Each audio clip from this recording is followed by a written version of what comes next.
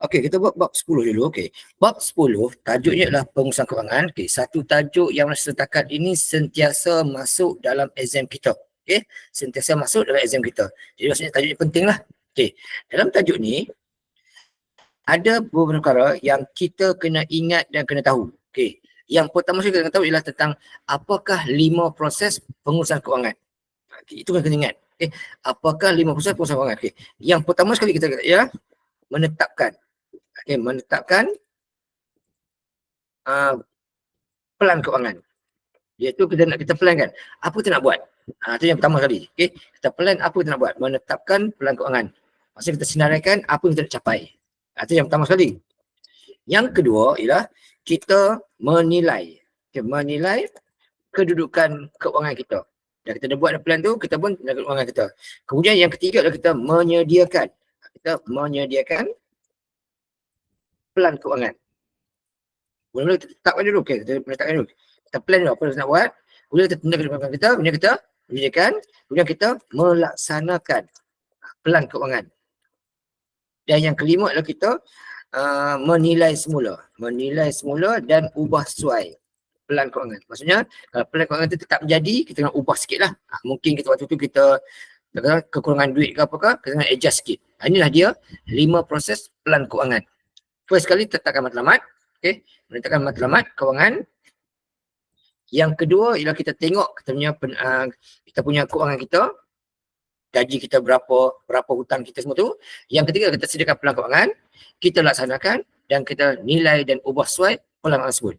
Yang ini sudah masuk dalam yang ini soalan ini sudah masuk dalam SPM 2022.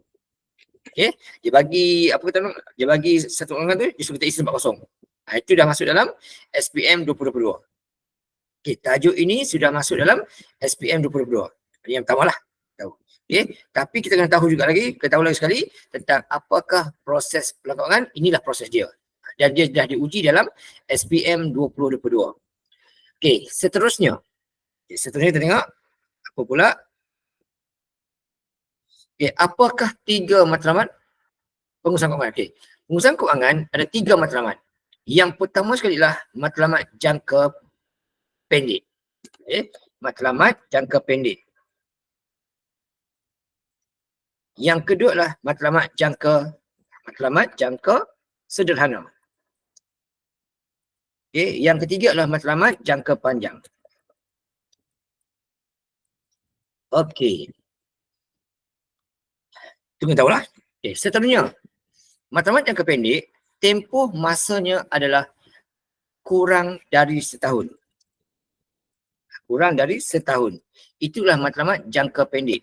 Kurang dari setahun, jangka pendek. Jangka panjang pula, tempohnya adalah lebih dari 5 tahun. Lebih dari 5 tahun. Tu. Dan jangka, ini sebagai tambahan saja, sebagai tambahan saja, jangka sederhana. Ini tambahan je. Sebagai tambahan je, jangka sederhana pula macam mana? Jangka sederhana ni dia antara 1 hingga 5. Itu untuk jangka sederhana.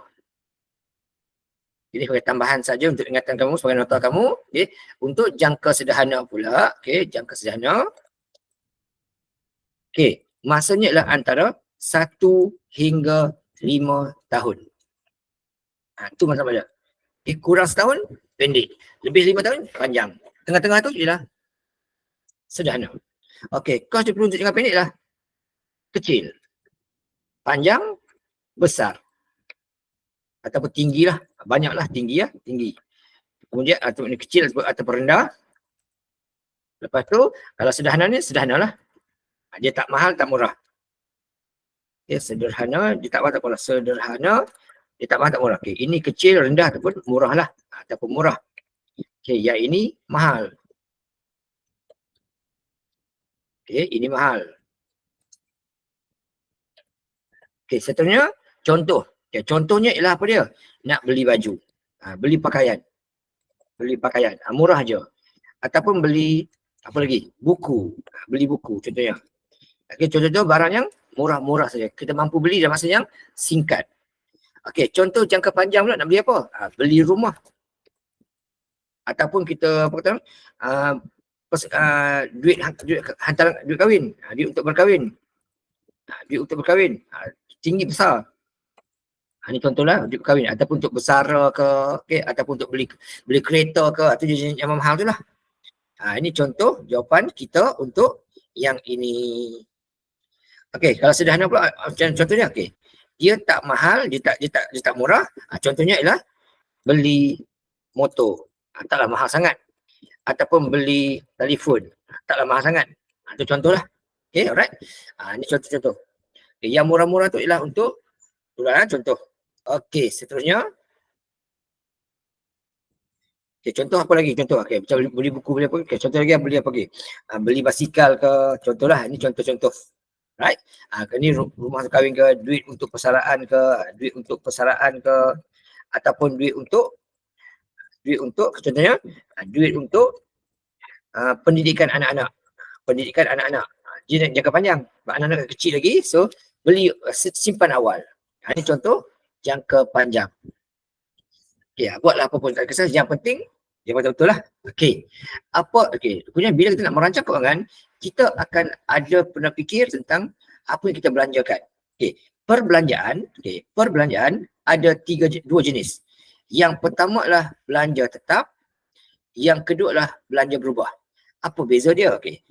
Apa beza tetap dengan berubah? Okay. Apa beza tetap dan berubah? Okay. Yang pertama sekali, tetap ni bayarannya adalah sama setiap bulan. Okay. Bayarannya adalah sama setiap bulan. Itu maksud belanja tetap. Contohnya apa? Contohnya ansuran rumah. Okay, ansuran rumah. Ataupun ansuran kereta. Ataupun ansuran insurans. Contohnya. Okay, dan banyak lagi lah contoh.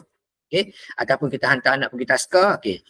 Contohnya ialah belanja taska. Setiap bulan sama je. Itu maksud belanja tetap. Maksudnya setiap bulan dia akan sama sahaja bayarannya. Okay. Ataupun ansuran pinjaman. Kita buat pinjaman, setiap bulan kena bayar sama saja. Tak berubah. Tak lebih, tak kurang. Dia maintain gitu je. Itu contohlah. Okay. Untuk belanja berubah pula, kalau tadi sama setiap bulan, yang ni berubah-ubah lah.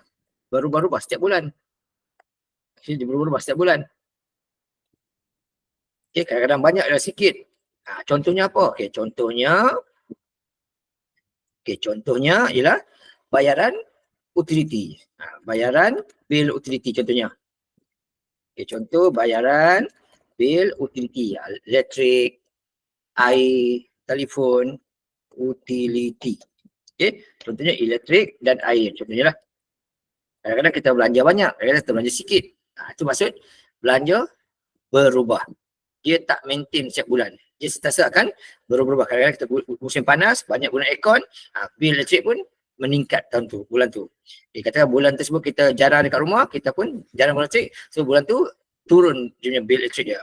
Contohlah. Okay, lagi apa lagi? Belanja dapur. Kadang-kadang kita beli banyak, okay, bulan puasa katakan beli banyak, membazir. Okay, kadang bulan yang lain kita beli kurang contoh gitu. Okay, minyak dan tol contohnya. Okay, belanja minyak dan tol. Kadang-kadang katakan cuti sekolah, kita banyak berjalan. So kita akan keluarkan kos untuk bil elektrik, bil tol lebih banyak. Jadi kalau hari sekolah, kita duduk rumah saja, kurang minyak dan tolnya. Contohlah. Okay, dan banyak lagi lah. Banyak lagi contohnya. Ataupun banyak lagi contohnya. Okay, contohnya belanja sekolah anak. Contoh, kadang-kadang bulan ni anak kata, ayah nak pakai duit untuk ni, cikgu suruh bayar ni, kita pun bagi duit pada anak kita. So belanja kita bertambah sedikit. Bulan depan mungkin tak tambah dah. Okay, mungkin. Itu contoh. Okay. Contoh antara, perbezaan antara belanja tetap dengan belanja tidak tetap. Okey, seterusnya. Okey, alright, seterusnya. Okey, seterusnya. Contoh jangka sana kita buat tadi lah. Ini jangka sana. Beli motor, beli telefon yang harganya agak lebih mahal sikit lah. Beli laptop dan sebagainya. Itu contoh. Kita beli motor, beli telefon, ataupun beli laptop. Semua lah. Ini contoh-contoh. Apa saja contoh lah yang mana harganya agak mahal tapi kita mampu beli masa yang singkat. Itulah jangka sederhana. Okey, kemudian orang kata, bila kita nak buat bajet ni, dia sangat bergantung kepada gaya hidup kita ataupun tabiat kita. Sangat mudah. Kenapa? Adakah betul? Okey, jawapannya betul. Okey, sebabnya lah kadang-kadang sikap kita, tabiat kita yang suka membeli tanpa merancang.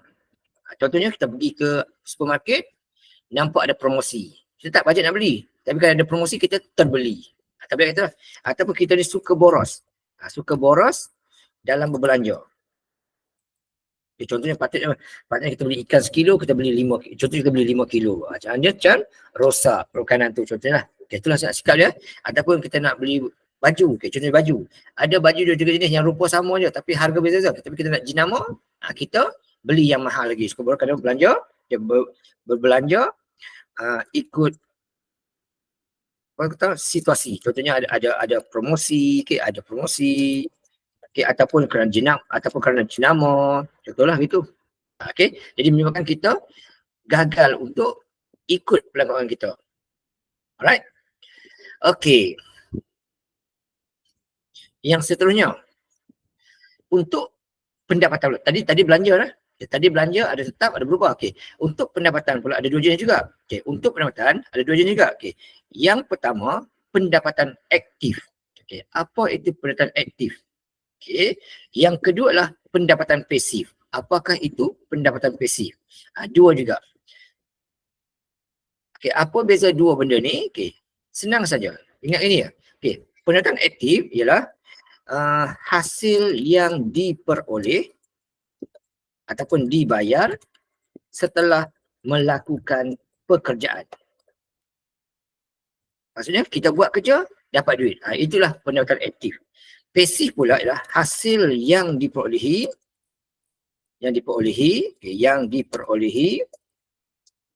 setelah melakukan sekali sahaja pekerjaan itu.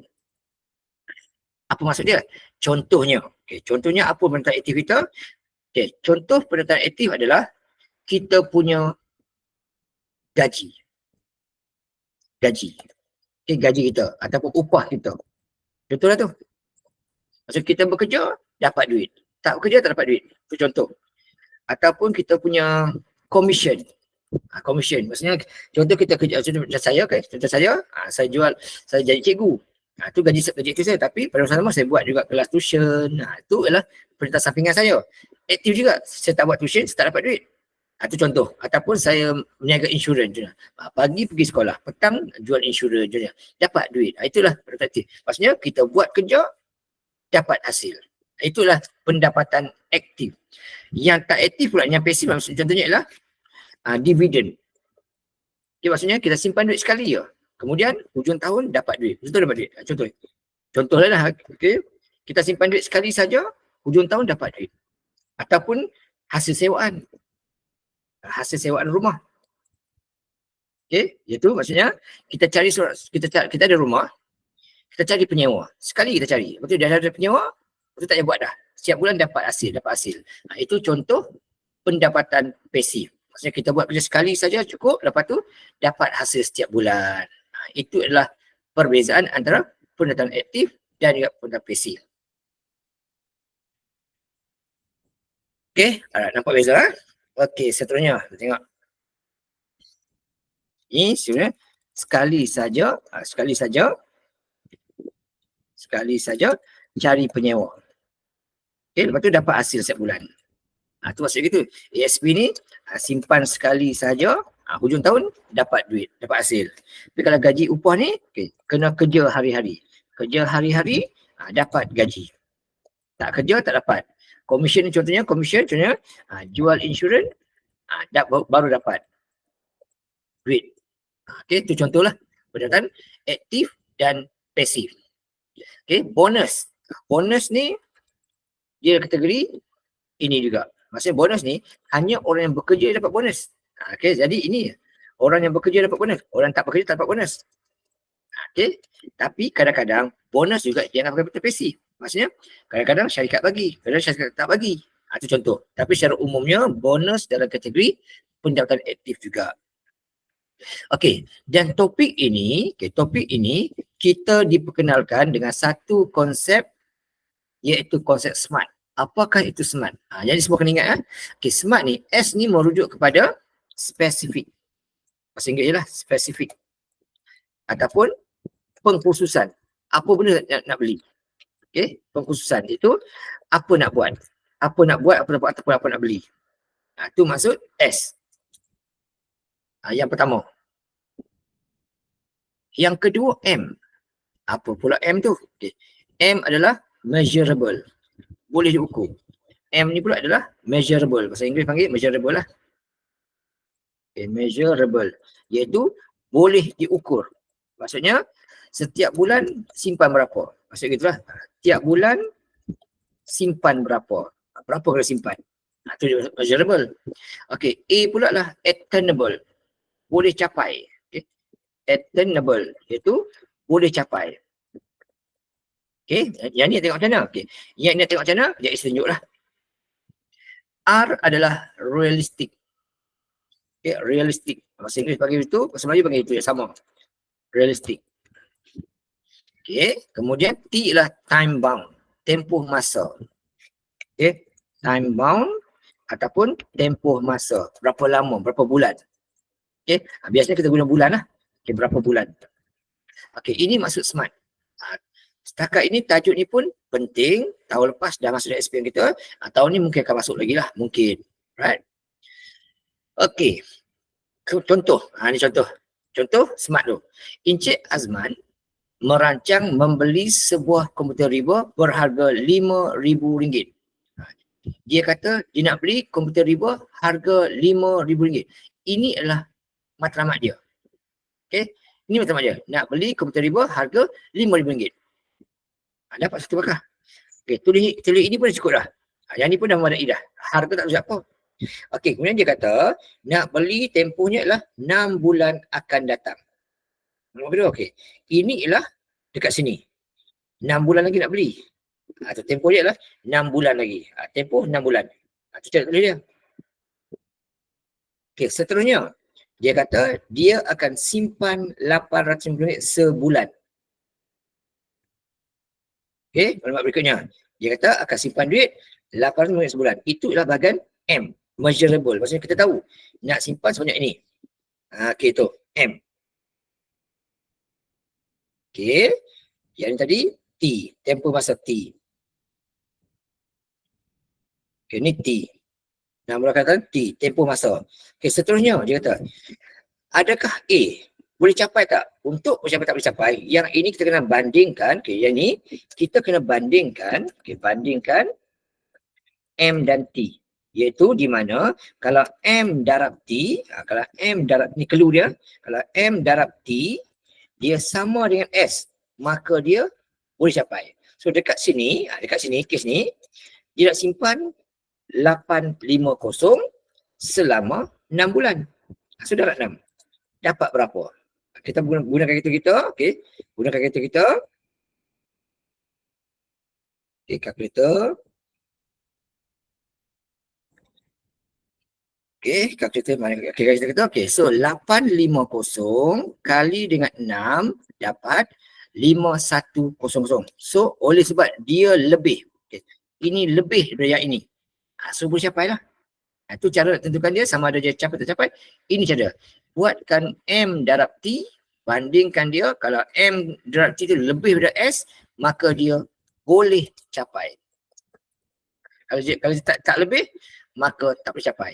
Itu cara untuk tentukan dia boleh capai ataupun tidak. Itu kita bandingkan M dengan T. Okay, kita darabkan M dengan T. Itu cara tentukan dia boleh capai ataupun tidak. Tulis boleh cukup dah, madai dah. Untuk markah penuh.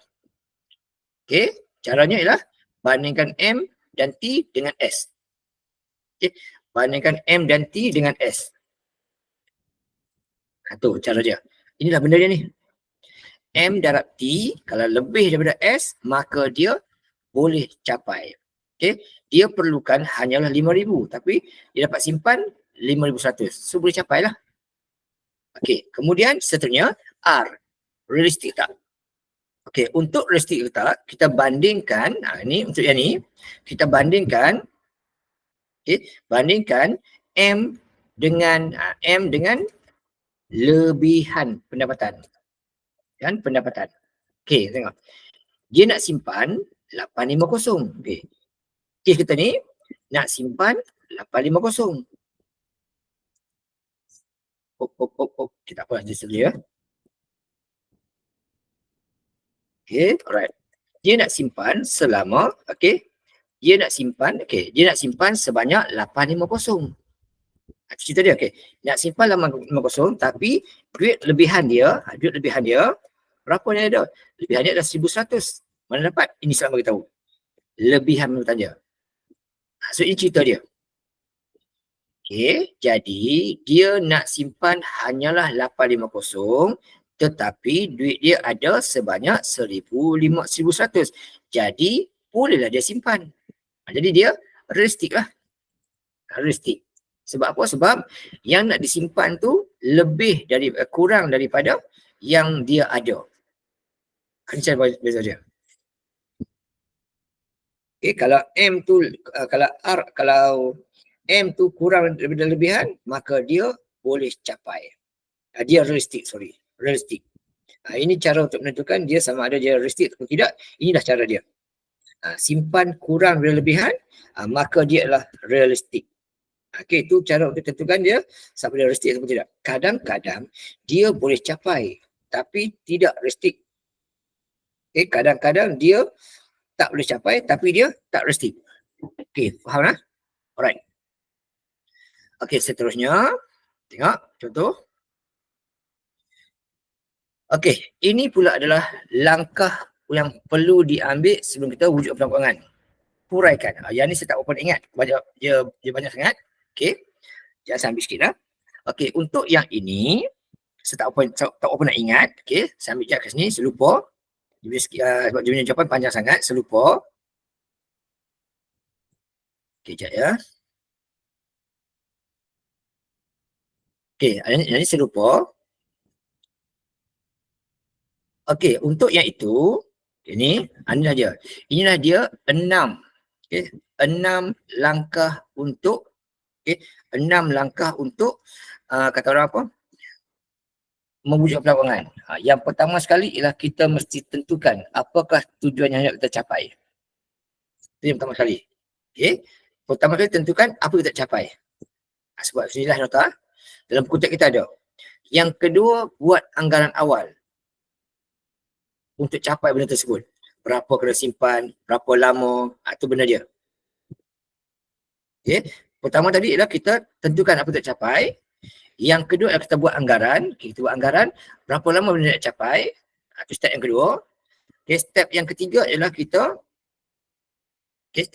kita kira simpanan duit kita. Berapa diperlukan untuk capai masa tersebut.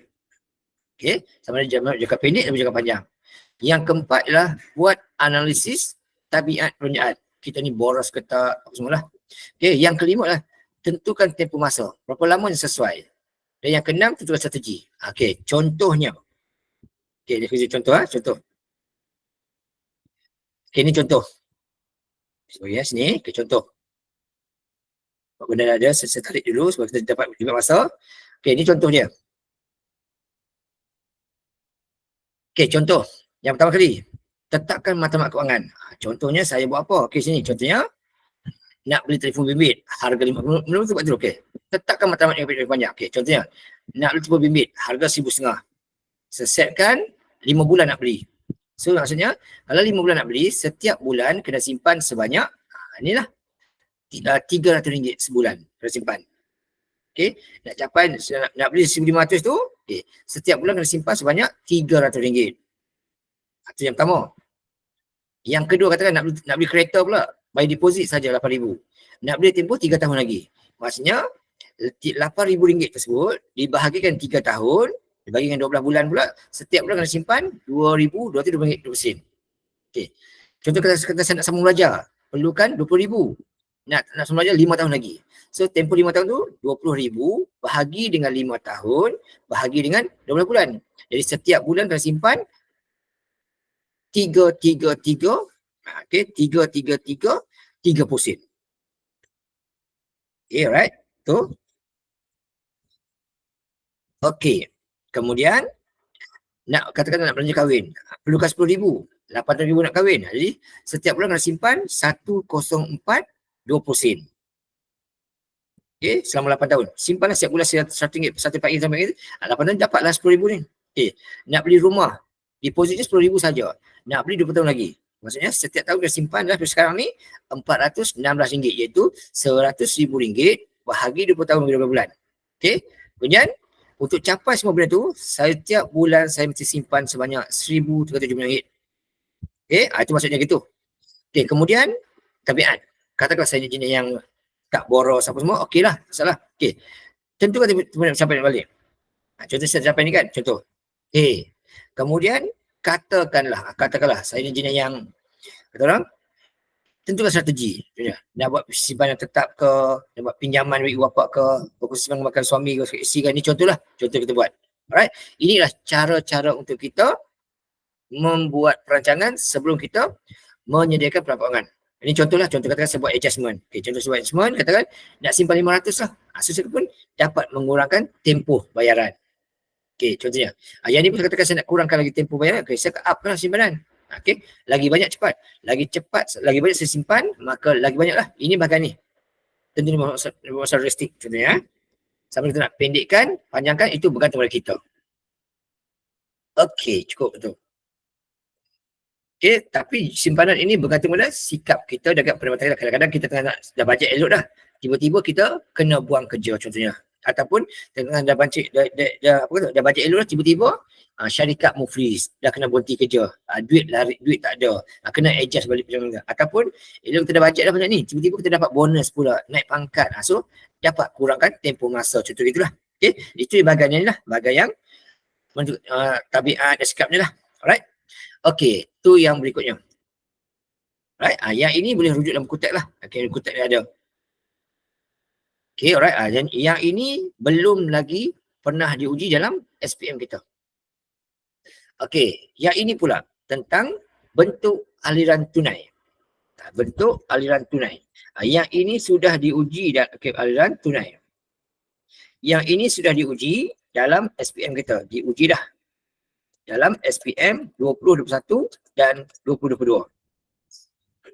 2023 pun ada juga. Dan 2023. Jadi uji dah. Macam topik ni penting lah ni. Kena tahu. Okey. Macam mana tentukan bentuk aliran tunai kita? Okey. Kadang-kadang setiap bulan kita dapat gaji. Okey. Dan kita kena bayar hutang-hutang kita. Jadi berapa baki yang tinggal? Itu kita cari tu. Itulah bentuk aliran tunai. Maksudnya kalau baki duit kita ada positif, banyak lagi, dia positif. Kalau baki dia tak cukup, negatif. Ini contoh gini, salary ni. Contoh sini, kita tengok. Berapakah pendapatan dia? Ini pendapatan dia. Pendapatan dia berapa? Okay. Di sini dia kata apa? Dia punya gaji 2,500 sebagai perdana rambut. Dia juga dapat komisen jual produk insurans 800 bulan. Jadi pendapatan dia inilah sebanyak RM3,300. Ini pendapatan dia sebulan. Okay. Dia juga kena bayar macam-macam belanja. Okay. Ini pendapatan dia sebanyak, setiap bulan dia ada duit sebanyak 3,300. Dan dia juga ada perbelanjaan yang dia kena bayar. Okey, di mana setiap bulan dia kena bayar apa? Soalan apa kita tahulah. Okay. Dia kata situ belanja dia kena bayar ialah bayar kereta 450. Bayar rumah sewa 800. Bayar tol 250. Bayar makan minum 450. Lain-lain belanja 500. Ini semua yang dia belanja setiap bulan. Okay, so belanja dia sebanyak berapa? Campurkan semua sekali. Okay, campur semua sekali. So 450 duit kereta kena bayar. 800 duit rumah. Okay, kemudian 250 duit minyak dan tol. 450 makan minum dia. Okay, 850 makan minum dia. Dan juga 500 lain-lain belanja lah. Jadi total dia kena bayar 2,450. RM tak tulis tak apa. Ini. So macam mana bentuk aliran tunai dia? Okay, bentuk aliran tunai dia ialah pendapatan tolak belanja. Jadi 330. Okay, 330. ditolakkan dengan 2450. Tolak dengan 2450. Ini cara untuk tentunya. Okey. So 3350 tolak 2450 masih ada baki sebanyak, okey, masih ada baki sebanyak 850. Okey, masih ada baki sebanyak 850. Jadi bila ada baki lagi, bentuk macam ni adalah aliran tunai positif. Itu benda dia. Kalau duit ada lagi, positif. Kalau duit tak cukup, negatif. Okey, itu contoh. Okey, yang kedua contoh. Puan Niki ni sama juga. Okey. Dia kata, ni clue lah, ni clue dia kata. Okey, clue kita kena ingat. Okey, clue dia. Okey, kalau pendapatan lebih daripada perbelanjaan, aliran tunai dia adalah positif. Okey, kalau pendapatan kurang daripada perbelanjaan, dia adalah negatif. Tapi kalau pendapatan sama dengan perbelanjaan, maksudnya duit ada 1,000, belanja pun 1,000, ini adalah pendapatan seimbang namanya. Okey, ini sebagai ingatan. Okey. Kalau duit gaji banyak dia belanja, positif. Gaji kurang dia belanja, negatif. Okey, kalau sama gaji yang belanja sama banyak, seimbang. Ni just ingatan. Okay, alright. Okay, contoh Puan Niki. Puan Niki kerja jual kereta. Gaji dia ialah 1,500. Ini gaji dia. Okay, pendapatan dia. Dia juga, dia jual kereta, setiap kereta dapat komisen. Setiap kereta dia jual, dapat komisen RM250. Lagi banyak dia jual, lagi banyak dia dapat komisen. Okay. Kemudian, dia juga, kena bayar duit kereta. Dia kena bayar kereta RM450. Ini dia belanja. Rumah dia 750, belanja. Utility 180, belanja. Internet RM6 sebulan, belanja. Tol dan petrol, belanja. Dapur, belanja. Lain-lain, belanja. Dan dia kata, soalan A tu, pada bulan tersebut, aliran tunai dia adalah seimbang. Clue kata dia adalah seimbang. Maksudnya, duit dia dapat sama banyak duit yang dia belanja. So, berapa kereta dia dapat jual? Itu soalannya. Berapa kereta yang dapat dijual oleh Puan Niki tersebut? Jadi, kalau kita buat macam ni boleh. Macam ni buat macam ni. Okay, contoh. Pendapatan dia. Cari dulu. Pendapatan dia ialah tadi duit gaji jual kereta 1,500, komisen pula setiap sebiji kereta dapat hasil 250. Tapi tak tahu berapa kereta. Tak kes ni. Kes untuk kereta. Setiap satu kereta dijual dapat upah 250. So gaji dia banyak itulah. Berapa pula pendapatan dia, perbelanjaan dia? Tadi kereta 450, rumah 750, utility 180, kemudian internet RM60, kemudian tol petrol 270, tambah lagi dengan belanja dapur 700 dan juga lain-lain belanja RM90. So totalnya berapa? Campur itu. RM tak apa. So 450 tambah dengan 750 tambah dengan utility 180 tambah dengan minyak internet 60 tambah dengan minyak dan tol 270 tambah lagi dengan dapur 700 dan lain-lain RM90.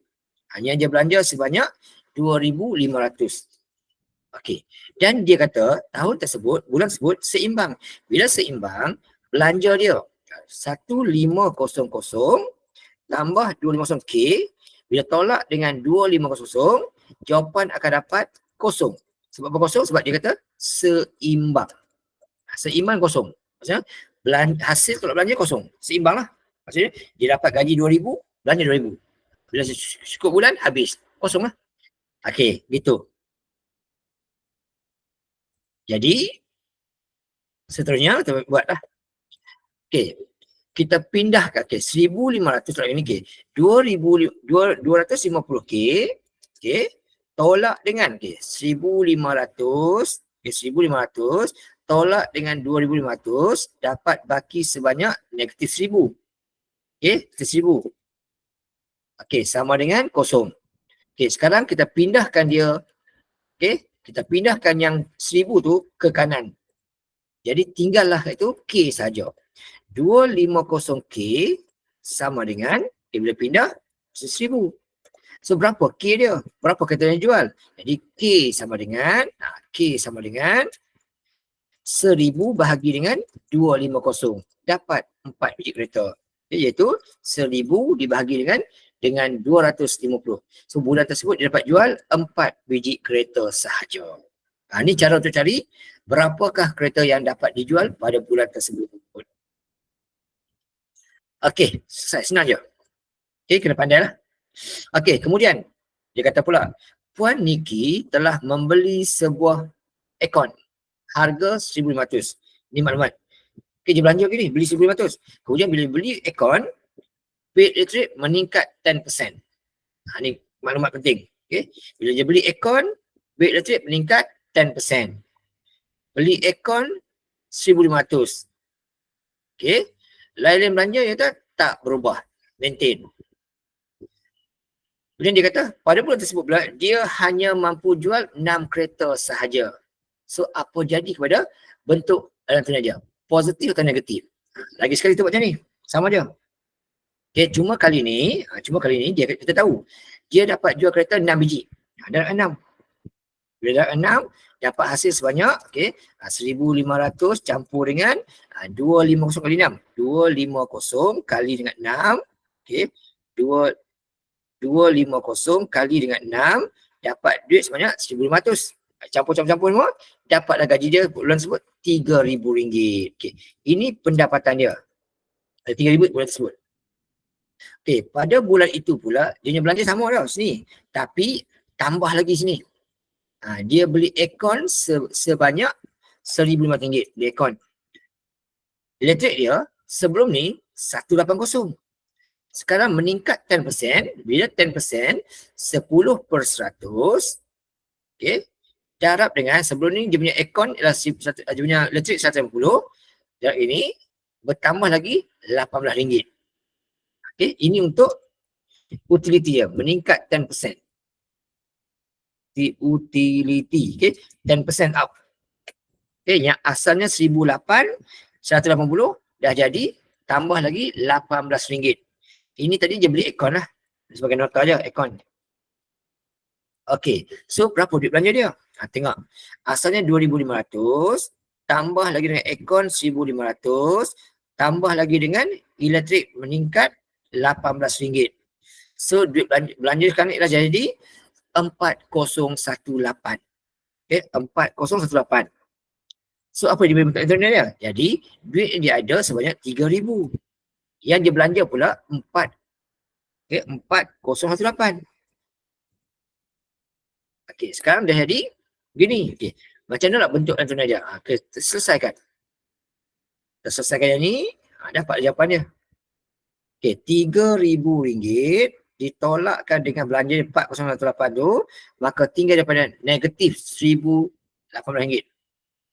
Dapat jawapan negatif RM1,018. Tu cara tentukan dia.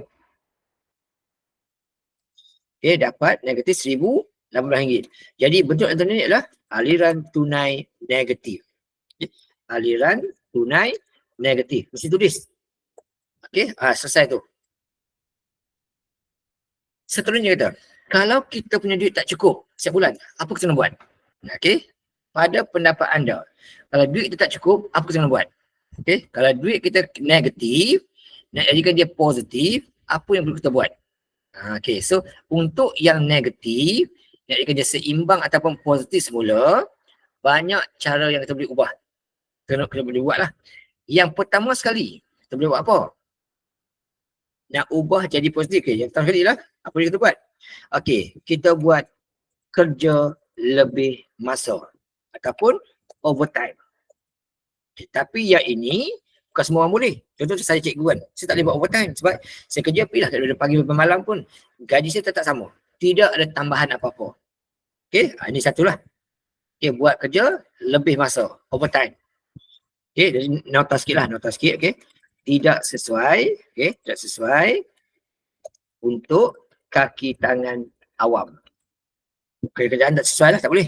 Sebab kami kerja bila sampai bila pun tidak ada overtime. Tapi kalau kerja swasta, kerja lebih awesome dapat duit tambahan.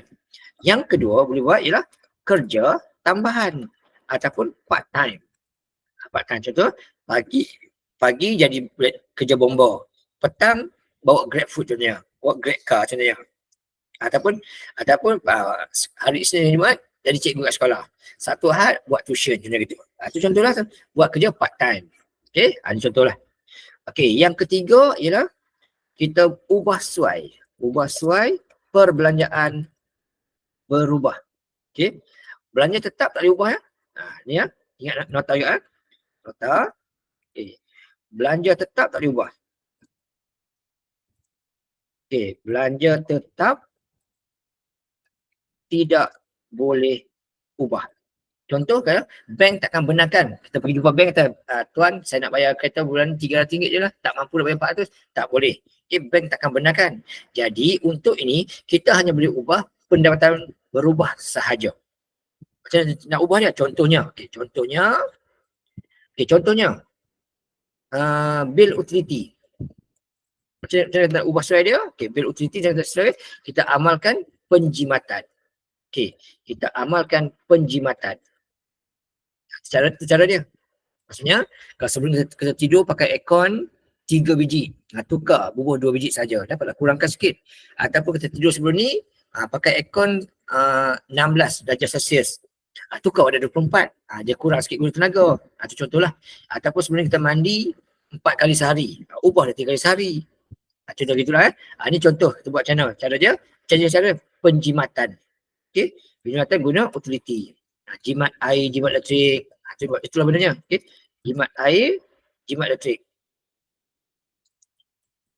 Okey, yang kedua ialah kita boleh buat jimat pakai minyak lentul. Macam mana cara dia? Okay, minyak lentul.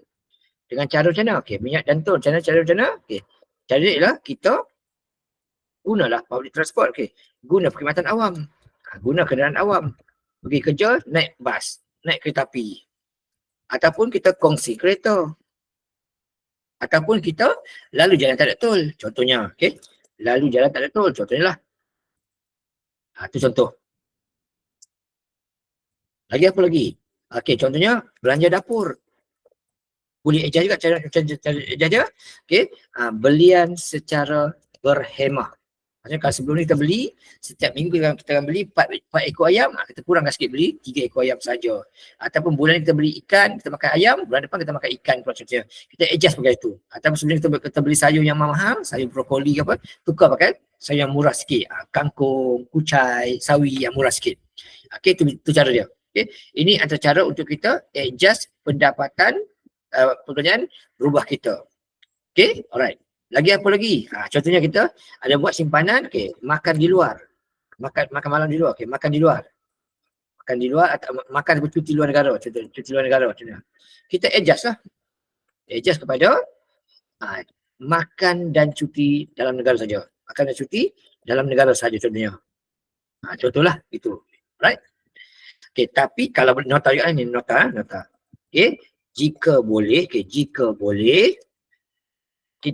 jangan adjust bahagian pemberian kepada ibu bapa. Kalau boleh janganlah ubah ni. Biarlah maintain, biarlah susah-susah sana pun pemberian kepada ibu bapa sama je. Alright? Okey, ini adalah contoh-contoh cara kita untuk berjimat untuk membetulkan kita punya peluang kewangan. Positif jadi negatif, negatif jadi positif atau seimbang. Okey, tapi yang ini kalau boleh jangan di-adjust lah. Okay, alright? Adalah kita ni jarang balik kampung. Bagi pula kurang pula tu. Contoh gitulah. Alright? Okay, seterusnya. Okay, bila kita buat plan kewangan, kita harus juga memikirkan sesuatu yang luar jangka. Okay, kita kena fikirkan perkara yang di luar jangka. Okay, apa contohnya? Okay, contohnya ialah, yang pertama contohnya ialah, berlakunya kemelesetan ekonomi. Contoh, berlaku kemelesetan ekonomi. Ekonomi. Ataupun kita dibuang kerja. Dibuang kerja. Ataupun kita terlibat dengan kemalangan. kemalangan. Okey. Ataupun lagi apa lagi? Okey. Ataupun kita lagi apa lagi? Contoh lagi. Banyak perkara lah. Okey. Dibuang kerja, okey, sebab kemalangan, bencana, bencana alam. Okey. Elok kita bekerja, tiba-tiba kita banjir, tak boleh pergi kerja. Dah tak dapat duit. Contoh gitulah. Okey, ni antara contoh-contoh kita kena fikir adalah tentang apakah yang mungkin berlaku pada kita. Kita tak nak berlaku tapi mungkin berlaku. Okey. Saya ekonomi, banyak kalau kilang-kilang tutup, kena buang kerja, kena pecat, semua lah. Okey, ini adalah contoh lah. Okey, inilah dia rupa pelan keuangan. Okey, dia ada menyatakan berapa pendapatan bulanan, okey, berapa baki pendapatan. Okey, lepas tu apa pula katanya belanja tetap kita apa dia, tetap apa dia, okey, belanja tak tetap apa dia, tu semua lah. Ini adalah contoh pelan keuangan yang kita disuruh guna, disuruh buatlah untuk memastikan kita sentiasa dalam keadaan yang teratur keuangan kita. Okay, right. Okay, soalan pertama. Okay, ini adalah jadual bagi pendapatan keuangan untuk Encik Liu dan keluarga je lah. Okay, Encik Liu ni ada buat pelan keuangan. Okay, inilah gaji dia, gaji suami isteri dia, campur semua dia plan. Bulan-bulan kena bayar apa, kemudian bayar apa. Baki banyak ni. Jadi adakah Encik Liu seorang yang bijak mengurus keuangan? Okey.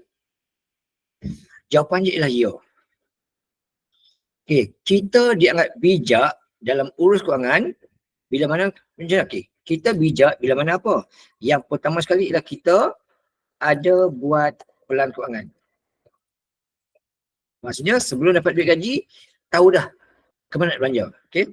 Sebelum dapat gaji, ni clear lah, sebelum dapat gaji dah tahu dah nak belanja ke mana. Nak bayar apa semua tahu dah. Jadi kita bijak lah tu. Yang pertama ini, ada buat pelan keuangan. Yang kedua ialah, itu yang pertama. Yang kedua ialah, yang pertama tadi, yang kedua ialah, kita ada membuat simpanan. Simpanan. Sama ada kecemasan ataupun tahunan kecemasan ataupun bulanan. Yang disarankan oleh Bank Negara Malaysia adalah 10% daripada gaji. Tu. Ada buat simpanan. Tak kisah tetap ke kecemasan. Contoh macam cik ni kan, dia ada buat simpanan tetap. Bulan-bulan dia ada buat simpanan. Bagus tu. Dan dia juga ada buat simpanan kecemasan. Bagus tu. Ini dia. Dan yang ketiga adalah, bijak ialah dia punya pendapatan tu, dia pendapatannya ialah ni, aliran tunai dia ialah positif ataupun paling kurang pun seimbang. Ini baguslah tu. Kalau negatif tak bagus lah. Inilah dia. Jadi Cik Liu ni seorang yang bijak lah. Dia ada buat pelan keuangan, dia ada buat simpanan, dia ada buat positifnya ni. Dia target ujung bulan dapat duit baki 300 tapi bila dia sebenarnya tengok dia 580 baki. Dia bajet tengok, dia tengok bahagian yang tetap ni memang takkan berubah. Sama. Sebab dia tetap. Yang ni pun sama juga tetap. Dia tak berubah. Gaji pun tetap juga tak berubah. Contoh. Tapi kat sini dia target bil elektrik 400 sebulan. Tapi bulan tersebut 500 dia belanja. Terlebih lah pula. Tapi belanja petrol target 300 tapi belanja 350. Lebih lagi. Belanja dapur dia target 950 tapi hari tu dia dapat jimat 850. Okey dah dapat cover balik. Dia pergi rumah ayah dia target bagi 900 tapi bulan tu mungkin dia sesak sikit 500 saja bagi. Dapat kurang sikit. Tu contoh. Alright, so dia bijak. B. Dia merancang nak beli sebuah peti air baru harga RM8. Tempoh akan datang. Nak simpan J80. Encik Liu konsep smart. Lengkapkan konsep tersebut. Dia kata. S dia sudah. M. Nak simpan berapa ringgit sebulan? Soalan kita tadi, nak simpan sebanyak RM780 sebulan. Soalan beritahu ni. Kemudian, seterusnya. Adakah boleh capai? Boleh capai tak boleh capai, kata bajet setengahnya. So, 780 nak simpan dah tempoh 5 bulan. So, 780 bila kalikan dengan 5, darab dengan 5, Okey, dapat berapa? Okey, so 780 bila darabkan dengan 5. Okey, 780 bila darabkan dengan 5 akan dapat 3900. Dia target harga 3800. Yang dia dapat simpan 390. So, dah tentu dah boleh capai. So, boleh capai. Okey, boleh capai. Jadi gitu ya, boleh capai. Alright, kemudian adakah dia realistik? Jawapan dia ialah tidak realistik. Okey, sebab apa tak realistik? Sebabnya ialah dia nak simpan sebanyak 780. Sedangkan lebihan dia cuma ada RM580. Ni yang tadi di sini. Dia dah lebih banyak ni je. Tapi nak simpan 780. Tak boleh lah. So, walaupun boleh capai target tersebut, tetapi ianya tak realistik sebab lebihan dia cuma ada 580 je. Sedangkan nak simpan, okey, yang dia nak simpan ialah 780. Tak boleh. Alright? Itu benda. Walaupun dia boleh capai target tersebut, tapi ia tak realistik sebab yang nak simpan tu melebihi daripada apa yang dia ada. Okay, right, gitu. Itu cara tentukan dia smart tu. Okay, tengok yang berikutnya. Stanley. Okay, Cik Stanley ni, gaji dia sebulan banyak ni. Ini pendapatan dia. Okay, dia punya belanja pula ini. Ini belanja dia banyak ni. Ini belanja dia.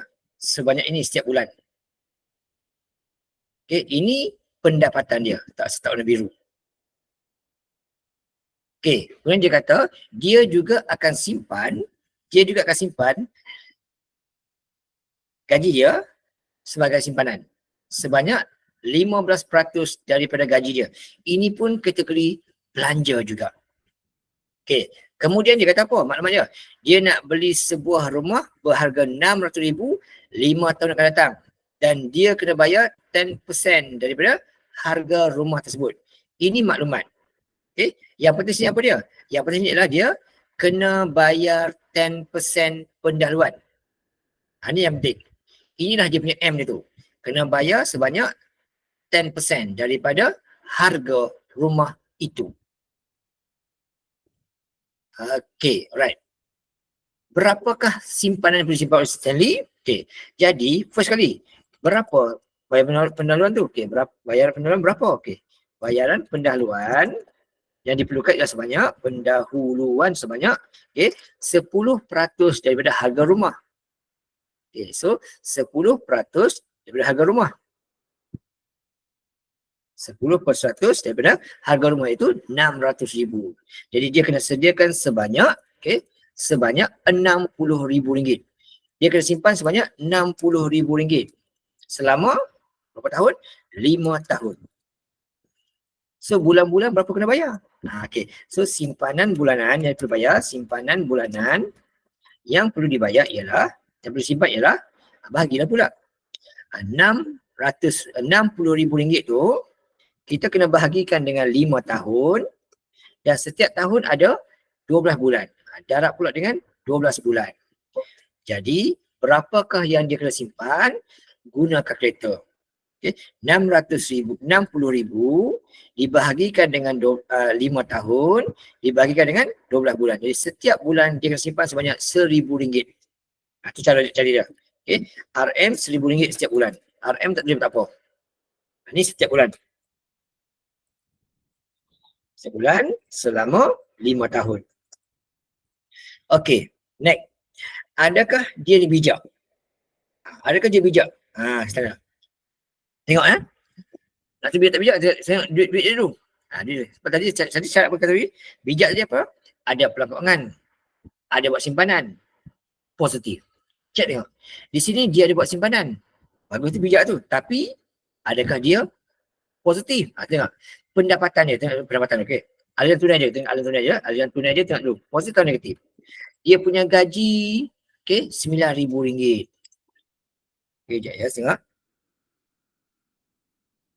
Dia akan bagi cikgu. Okey, sekejap ya. Tengok ya. Untuk yang ini tadi ni. Oh, sorry. Okey. Yang ni kita yang bawah ni kita darabkan. 5 tahun kali dengan 12 bulan. 660,000 bagi dengan 5 kali 12. Dapat gitu. Okey, jadi aliran tunai dia, first kali, tengok bentuk dia. Okey, gaji dia 9,000. Okey, tolak dengan banyak tetap 3,500, tak tetap 3,750. Kemudian simpanannya pula 15% bila gaji. Simpanannya pula adalah 15% bila gaji dia, itu RM9,000. Tak kira bentuk tunai dia. Itu. So gunakan kereta, dapat jawapan.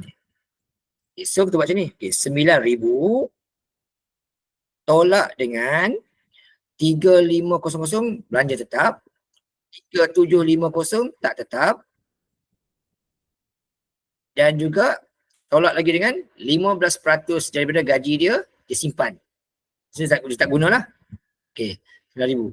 Jadi duit dia tinggal sebanyak RM400 sahaja. Okey, tu. Okey. Alright, okey yang tadi ya, Okey, yang tadi tu okey, ni tadi 60,000, okey sebab itu kalau per dengan 5 kali 12, okey, dapat 1,000 juga. Okey, tadi sebut tadi 6,000 sebut, okey, saya bahagi dulu dengan 5 tahun. Kemudian saya bahagi pula dengan 12 tu sebab dapat bahagi 2 kali tadi. Okey, itu sebab satu-satu. Saya sebab serentak kali 60,000 per dengan kurungkan dia 5 kali dengan 12. Buat itu jawapan sama. Okey, tu hati-hati ya. Alright. Okey. Jadi dia punya duit cuma ada ni. Okey. Okey, alright. Okey. Duit dia cuma ada 400, okey. Ada ni positif. Okey, positif. Okey, dia ada buat simpanan, bagus. Dia ada buat apa tu? Dia punya aliran tunai pun positif. Sebab dia kerja bijak. Okey, pertama sekali, segi kebijakan dia memang bijak lah sebab ada tu. Tapi adakah dia bijak untuk beli rumah banyak tu? Jawapan dia adalah walaupun dia bijak, dia ada buat pelan kewangan, positif semua, tetapi dia kurang bijak dalam part ini. Okey, dia dalam part ni dia kurang bijak. Okey, kurang bijak sebab apa kurang bijak? Sebabnya ialah dia hanya ada lebihan. Hanya ada lebihan RM400. Sedangkan untuk beli rumah itu dia perlu simpan RM1,000 sebulan. Tak cukup lah. Ada sebab dia kan dia kurang bijak. Jawapan dia adalah dia kurang bijak. Okey, walaupun dia ada buat simpanan apa semua tu, tetapi dia kurang bijak. Sebabnya ialah macam inilah sebab dia. Yang duit dia ada lebih cumalah 1,400 saja. Sedangkan dia nak simpan RM1,000 sebulan. So tak bijak. Okey, kalau dia nak beli juga, okey, apakah cara kita bagi pada dia? Dia sebut begini saja. Pertama sekali, kita buat awal tadi. Okey, buat kerja lebih masa. Sama je. Ataupun buat kerja tambahan. Okey. Ataupun kita boleh juga buat macam ni. Okey, tambah tempoh masa. Sekarang ni target di 5 tahun, tambahlah mungkin 8 tahun lagi ke, dapat kurangkan sikit. Ataupun nak beli juga, beli rumah yang lebih murah sedikit. Itu cara dia. Okay, alright. Okay, kalau kita nak adjust bahagian belanja tak berubah pun, banyak belanja ni, beza 600, nak cari. Right? Okay, yang ni pula seterusnya. Ini pula lah pelan kewangan bagi Encik Hanafi pula. Tengok dia punya hasil dia punya belanja dia. Okey, dia kata ni, dia kata berapakah nilai P, Q, R dan S. Okey, untuk cari P ni adalah dia kata tolak. Nak tolak apa? Simpanan tetap bulanan. Apa dia? 10% daripada pendapatan bulanan dia. Ini maklumat dia. Jadi untuk yang ini, okey, nak simpan 10%. Jadi 10%, 10%, okey, 10% darab dengan pendapatan bulanannya, ini tadi, 43. Darab lagi dengan 4,300. Sebab dia kata 10% daripada pendapatan bulanan. Ini. Tu. Ya, penting ayat tu. Rujuk dekat sini. Alright. So dia ni P dia ialah RM430. Itu P dia. Dapat yang tu. Okay. Yang kerja lah. Kat sini sebenarnya. Okay. Untuk P dia macam ni cara kiraan dia. Okay. 10% ni dapatlah 430. Okay. Untuk Q pula. Q dia katalah berapakah baki pendapatan. So ini pendapatan dia. Ini pendapatan dia. Tolak. Tolak jadi 4,300. Okay. 4,300 ditolak. Okay, dia tolak apa? Tolak simpanan bulanan 430. Tolak juga dengan simpanan kecemasan 100. Dapat baki simpanan 3770. Okay, 3770. Okay, macam dapat? Macam dapat yang ni? Dapat daripada ni dapat daripada yang ni lah tadi. Iaitu 4300 tolak 430 tolak dengan 100. Dapat yang tu. Ini untuk cari P. Okay. Untuk cari Q, sorry. Cari Q. Itu cara dia. Dapat baki dia 3770. Okay, seterusnya. Okay. Nak cari R pula. Nak cari R pula. Okay, R sini. R. Okay, untuk cari R pula, ini adalah jumlah pendapatan, jumlah perolehan tetap dia. Jadi untuk cari R, caranya ialah 1950. Okay, ini untuk cari R. R 1950 tolak semua tu. Tolak 900 kat sewa rumah, tolak 150 dekat insurans, tolak 150 dekat PTPTN, tolak 300 untuk yang tu. Dapatlah R dia. Gitu je. Okay, so 1950 tolakkan dengan 900, tolak dengan 150, tolak dengan 150, tolak dengan 300. Jadi R dia ialah sebanyak 450. 450. Itu cara dia. So ini untuk cari R. Okay, so untuk cari R, cara dia macam tu. Dapat 450. Okay, untuk cari T pula. Untuk cari T pula. Untuk cari T pula, caranya duit bakinya ada Q tu, 4330 tu, 3730 tu, 3730 tu, ditolakkan dengan belanja tetap dia 1950, tolak dengan lebihan dia 140, dapatlah T dia. Itu cara cari T. Okay, duit yang dia ada baki ni, yang ni, tolak kayak ini, tolak yang ni, dapat yang ni T. Itu cara dia. Dapatlah jawapan kat situ. Oh, sorry, banyaknya. Okay, dapatlah sebanyak. Okay, letak situ. Untuk T, kereta dia. Okay, so untuk kereta dia, ambil tu 3770 tolak dengan dana tetap 1950 tolak lebihan 140. Jadi T dia ialah 1680. 1680. Okay, gitu. Ini untuk cari T. So untuk cari T, cara dia ialah macam tu. Okay, dapat daripada 1680. Okay, seterusnya untuk cari S pula. Okay, untuk cari S pula. Okay, untuk cari S pula, caranya, cari A tadi lah. Okay, untuk cari S ni pula, caranya ialah, okay, S, 1680, tolaklah 200, 200, 180, 300 dan 100. Dapat S dia. Cara cari S. Jadi 1680 tolak dengan 200 di atas tu, 200 di atas tu, 180 di atas tu, bawahnya pula tolak dengan 300, tolak dengan 100. Okay, dapat jawapan dia 700 sini. Itu cara cari dia. Okay. Tolak-tolak dapat begitu. Okey, cukup.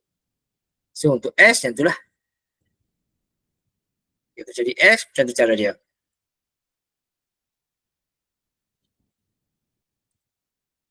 Okey, settle.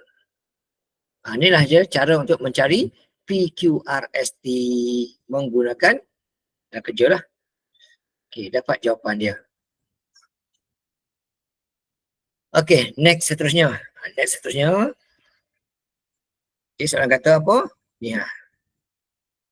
Encik Hanafi rancang nak simpan duit untuk anak-anak dia sebanyak 100,000. Ini M dia. Selama tempoh 15 tahun dari sekarang. Nak simpan sekarang ni guna 15 tahun lagi. Berapakah simpanan bulanan yang perlu disimpan? Itu soalan tanya. Cara dia, cara dia, simpanan bulanan dia sama dengan, dia nak simpan RM150,000. Macam itulah. 15 tahun lagi. Setiap tahun ada 12 bulan. Darab dengan, darab dengan 12 bulan. Kurungan tak apa, gitu. Itu cara dia.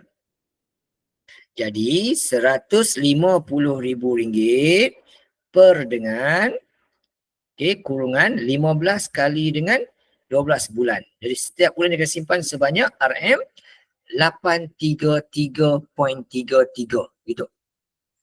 Setiap bulan dia akan simpan sebanyak RM800 dan 33 sen. 833.33. Itu secara simpan dia. Setiap bulan akan simpan banyak tu. Baru boleh kumpul sebanyak RM150 15 tahun lagi. Okey. Adakah dia boleh capai? Adakah dia boleh capai? Cara capai, dia ada duit lebih macam dia. Dia duit dia lebih. Jadi, kesimpulannya adalah dia tidak boleh mencapai. Sebab apa dia capai? Kerana simpanan bulanan RM833.3 lebih besar. Lebih besar daripada lebihan pendapatan dia, iaitu sebanyak RM140 sahaja. Ini dia. Tak boleh capai. Nak capai juga macam mana? Macam kita buat yang sebenarnya juga lah. Nak capai juga macam mana?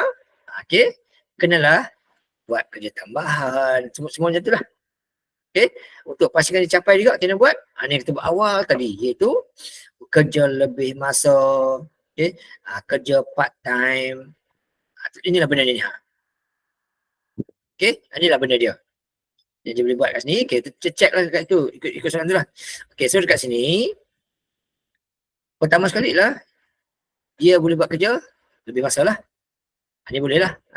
Lebih masa boleh, part time boleh. Untuk belanja suat, belanja rumah ni. Kat sini kita tengok. Dia ada buat utility rumah. Sekolah 200 mana. Petrol 90. Dia dapur. Tak banyak dia boleh adjust sebab tak banyak pun. Jadi yang ni lah kita boleh adjust ni. Simpanan hujung tahun. Kita cancel dah lah. Boleh kat itu. Contohnya gitu. Contohnya ni dia kata percutian hujung tahun. Dia boleh percutian hujung tahun boleh cancelkan. Percutian hujung tahun cancelkan. Batalkan. Betul lah, dia batalkan. Belanja dapur kurangkan. Minyak tu macam sama tadi lah. Kemudian yang tadi adalah yang jadi kes ni tadi. Kes yang luar jangka tadi. Kes tu kes luar jangka. Yang kes ni lah. Kita jadi sikit lah ni. Ni keboleh pelaksanaan pelanggaran Cik Nafi tu bergantung dari ini. Bergantung pada kes-kes luar jangka ni lah. Ni sama je. Dia mungkin berlaku masalah ekonomi, mungkin kena buang kerja, mungkin terlibat kemalangan, mungkin terlibat bencana alam tu lah. Ni je. Yang boleh menjejaskan pelan kewangan Encik Hanafi tu. Yang ni pula. Ni just masukkan maklumat je. Just masukkan maklumat je. Boleh maklumat dia bagi tu, dia suruh kita buat pelan kewangan. Tengok soal. Dia kata apa? Gaji dia 5250. Ini pendapatan dia. Gaji dia 5250. Gaji pasif dia apa pula? Ni dia kata jual komisen semua ni. Ni 800 pun gaji aktif sebab dia jual produk. Tak jual tak dapat duit. So itu pun masuk juga. So campur dengan tulis tak apa 800 ni, tak apa buat situ dulu. Okey. Kemudian gaji pasif dia apa dia? Okey, dia ada apa nama? Hasil sewaan. Rumah dia disewakan. Okey.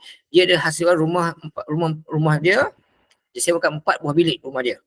Sewa bilik-bilik. Yang mana setiap bilik sewanya ialah RM350. Okey, so dia sewa satu bilik 350, dia ada 4 bilik. So dalam 4. Dalam 4. Jadi pendapatan dia untuk yang ini dia ada 6050 gaji dia. Dan dia ada juga 1400 untuk yang pasif dia. Total dia ada ialah 7450. Ini hasil dia. Yang penting bagai ni lah, bagai ni. Okey. Dia kata apa?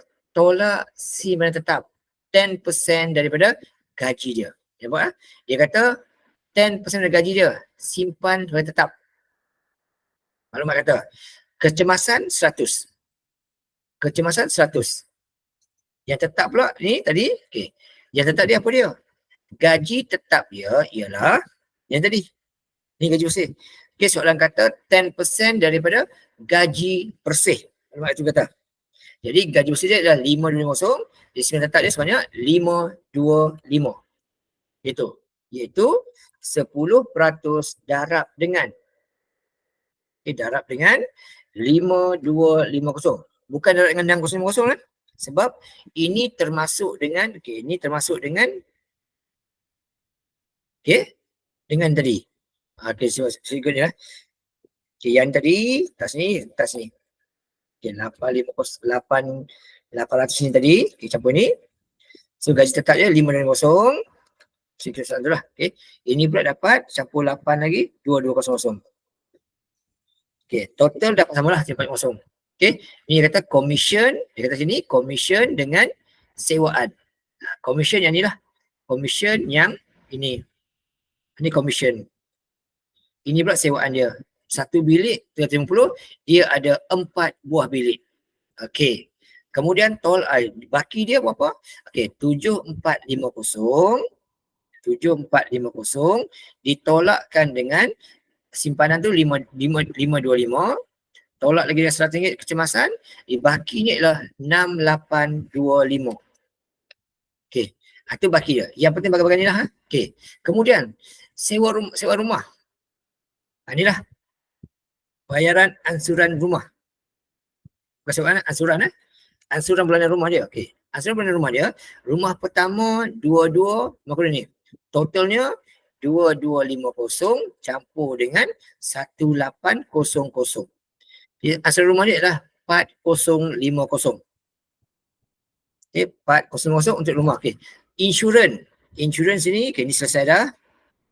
Okey, insurans dia kata yang ni 200. Insurans 200, masuk 200 tu. Okey, internet 100. 100. Okey, total campurkan 4350. Okey, utiliti rumah pula. Okey, utiliti rumah 3,5. Untuk utiliti 3,5 masukkan. Okey, tol dan petrol. Tol dan petrol ini 300. Masukkan 300. Okey, belanja dapur. Belanja dapur 900. Masukkan 900.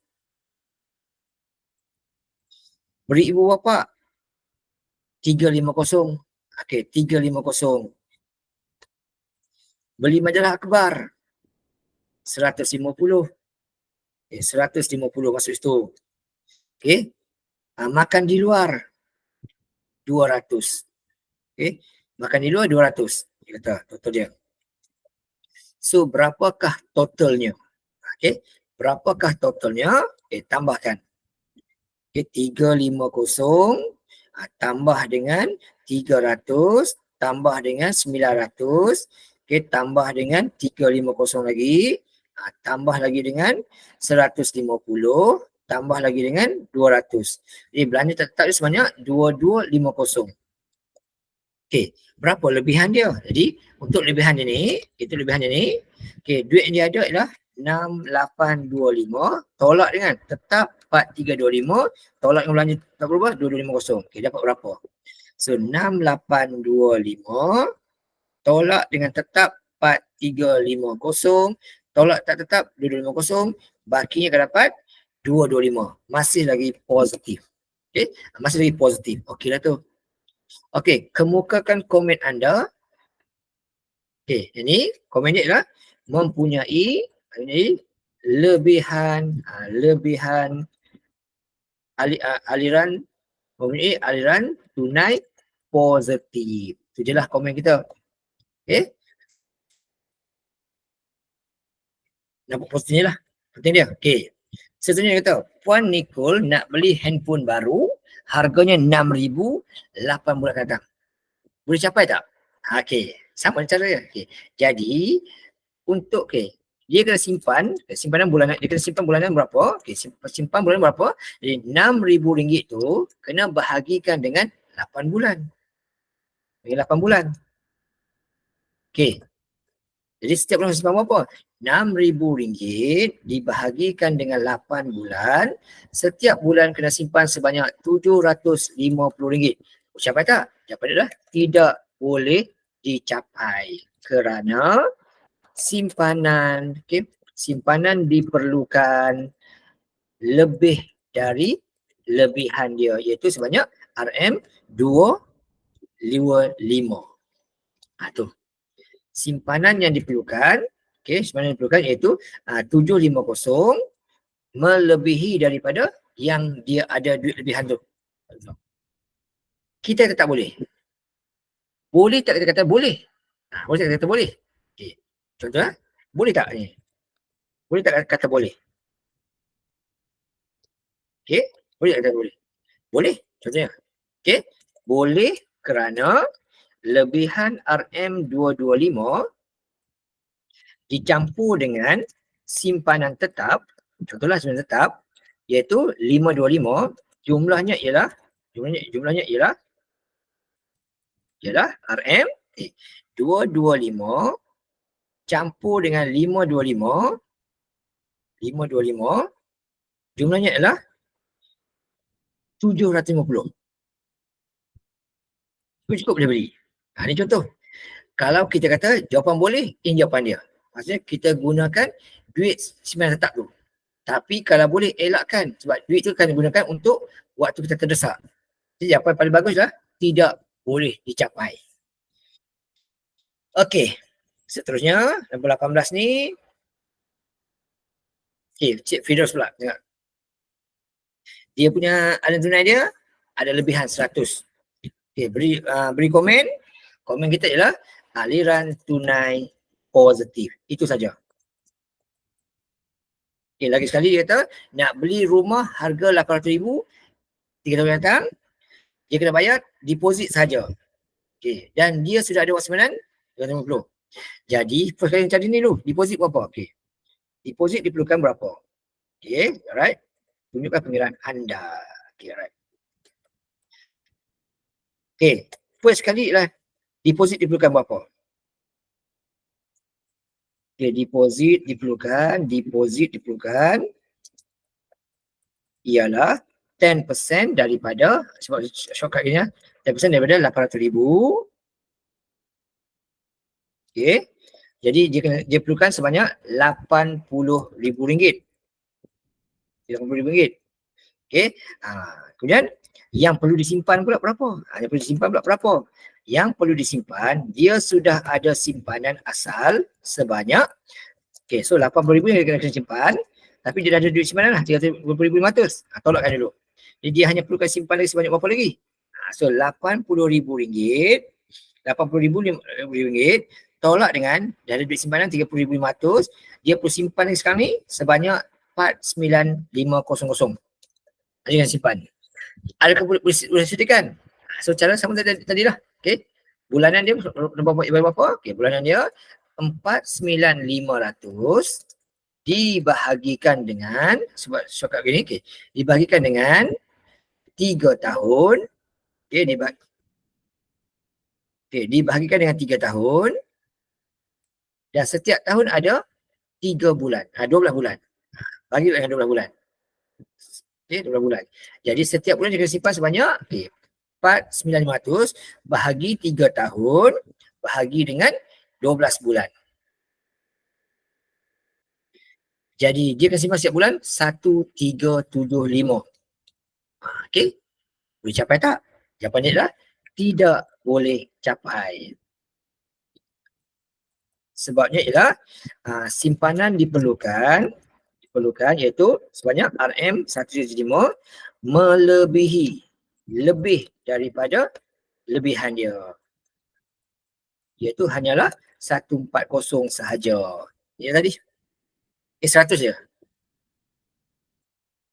Okey, 4,9,500 dibahagikan dengan 3 tahun, dibahagikan dengan 12 bulan. Setiap bulan kita simpan banyak ni.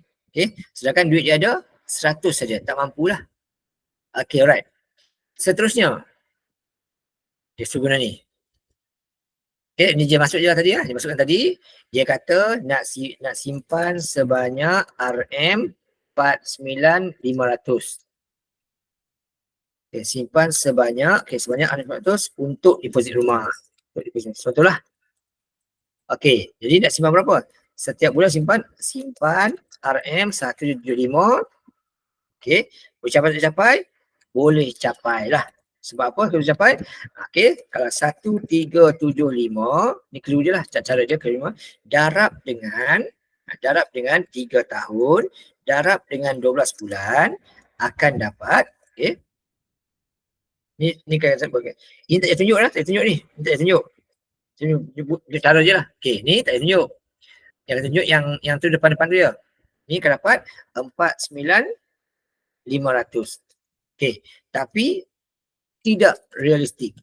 Sebab apa tidak realistik? Sebabnya adalah simpanan M dia lebih dari lebihan dia, iaitu 140 tu tadi. Tempoh masa dia 3 tahun. Ataupun boleh tulis 36 bulan. Itulah. Okey. Tak boleh capai ke macam mana? Macam kes tadi lah. Macam kes tadi, beli rumah yang lebih murah, tambah tempoh masa. Sama macam kes tadi. Sama macam kes tadi. Kes macam Cik apa tadi? Cik Stanley tadi. Mana Stanley tadi ya? Contoh ni ya. Okey, buat kerja lebih masa, tambah tempoh masa ataupun beli rumah yang lebih murah lagi. Okey, alright. Itulah pengurusan keuangan tingkatan 4 yang kita kena faham lah. Okey, alright. Okey, cukup tu.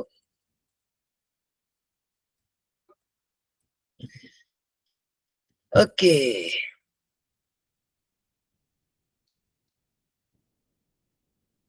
Okey, dan juga ni adjust bahagian belanja tidak tetap. Inilah antaranya contoh. Okey, inilah pengurusan keuangan tingkatan 4. Okey, topik yang sangat penting yang mana setakat ni sentiasa diuji dalam paper 2 SPM. Paper 1 pun masuk juga. Ini paper 2 ya. Okey, alright. Settle. Okey, kita tengok topik yang terakhir. Topik adalah keberangkalian bergabung. Okey, topik yang terakhir topik keberangkalian bergabung. Okey, saya stop ni dulu, saya rakam balik.